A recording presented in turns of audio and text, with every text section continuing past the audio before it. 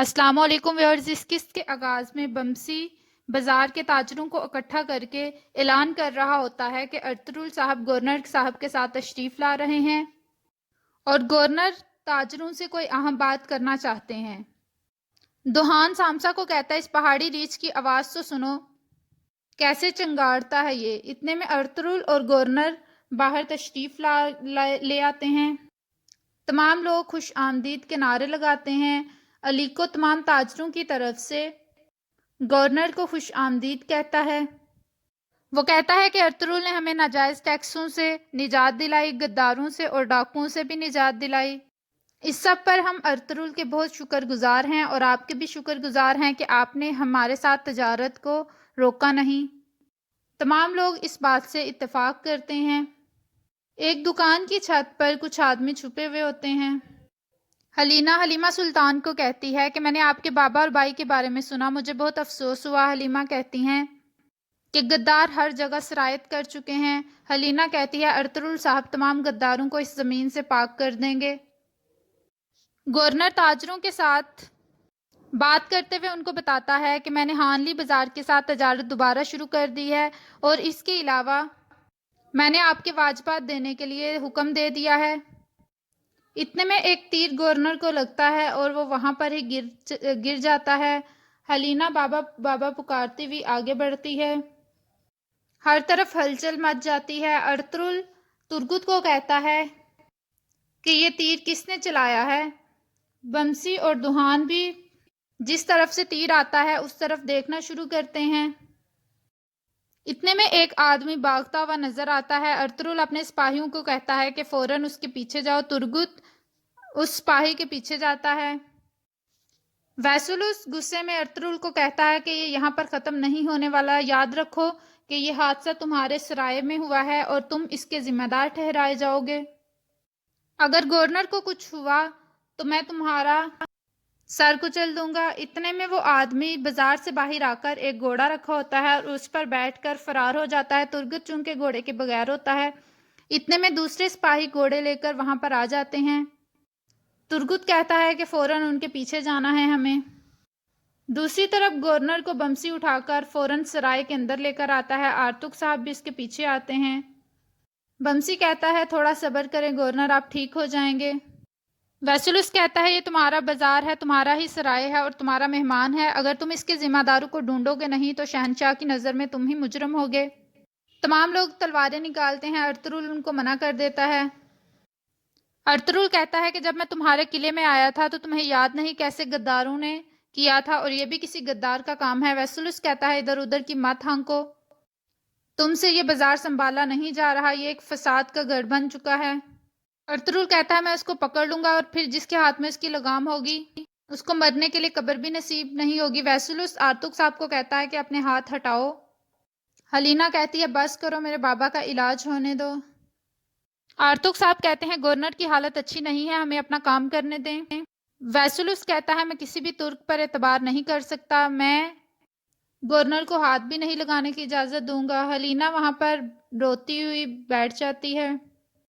ویسلوس کہتا ہے کہ میں گورنر کو ساتھ لے جاؤں گا اور خود علاج کراؤں گا۔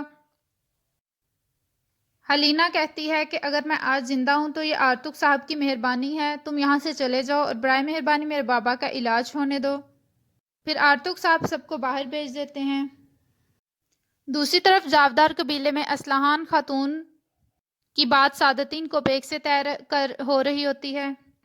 جاندار صاحب کہتے ہیں کہ میری بیٹی کی ماں زندہ نہیں تھی جس کی وجہ سے میں نے اس کی ابھی تک شادی نہیں کی۔ سعادتین کوپیک کہتا ہے کہ آج کل کے نوجوانوں کے دماغ ساتویں آسمان پر ہوتے ہیں، لیکن اسلحان ایسی نہیں ہے، اس لیے مجھے وہ پسند آئی ہے۔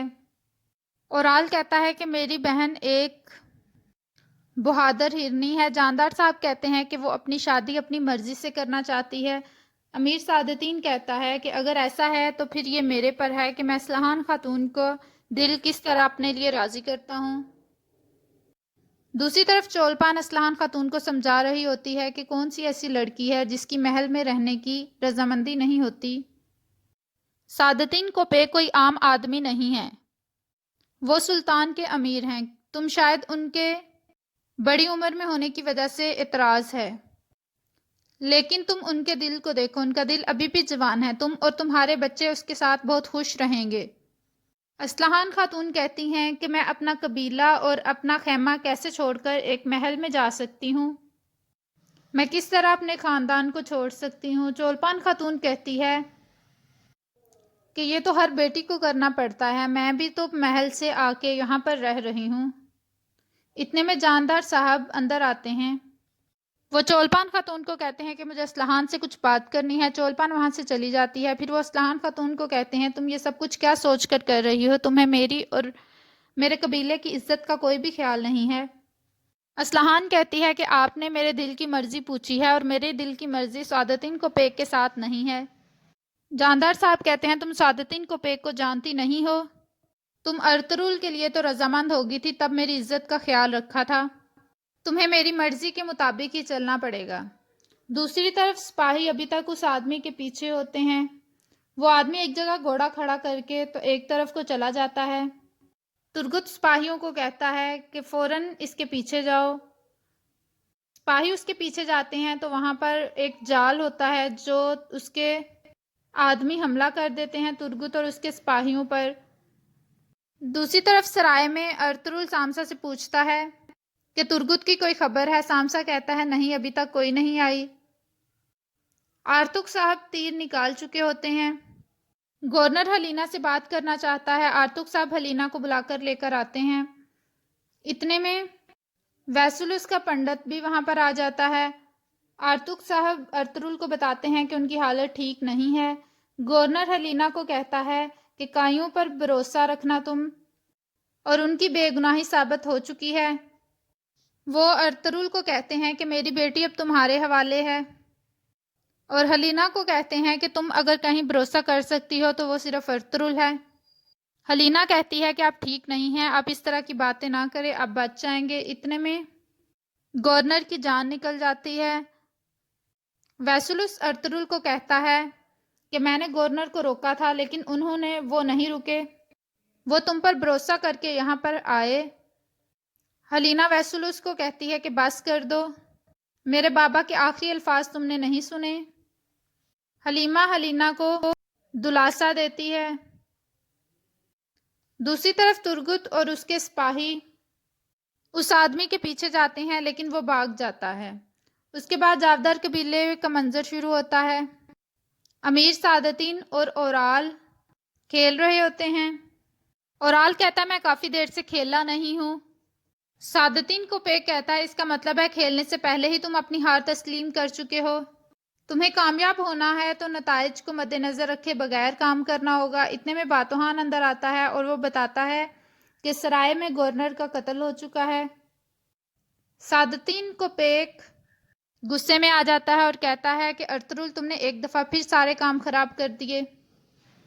اس کے بعد سعادتین کوپیک اٹھ کر وہاں سے چلا جاتا ہے۔ دوسری طرف آلیار اپنے خیمے میں بیٹھا ہوتا ہے اور کتلوجا وہاں پر آتا ہے اور وہ بتاتا ہے کہ مجھے ایک اہم مسئلے پر بات کرنی ہے۔ وہ بتاتا ہے کہ آئبک کے خاتون جس رات توختامش کو زہر دیا گیا تھا وہ چلی گئی تھی اور اب وہ واپس آ گئی ہے، اور کھانا اس کی نگرانی میں اس رات پیش کیا گیا تھا۔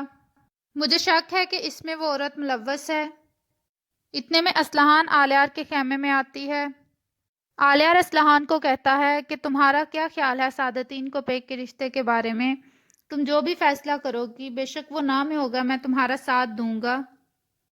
اصلاحان خاتون کہتی ہے کہ ہمیں ایک غیر متوقع حادثے کی خبر ملی ہے۔ آلیار کہتا ہے وہ کیا ہے؟ اصلاحان کہتی ہے کہ گورنر جو کہ دورے پر آئے تھے سرائے میں ان کا قتل ہو چکا ہے۔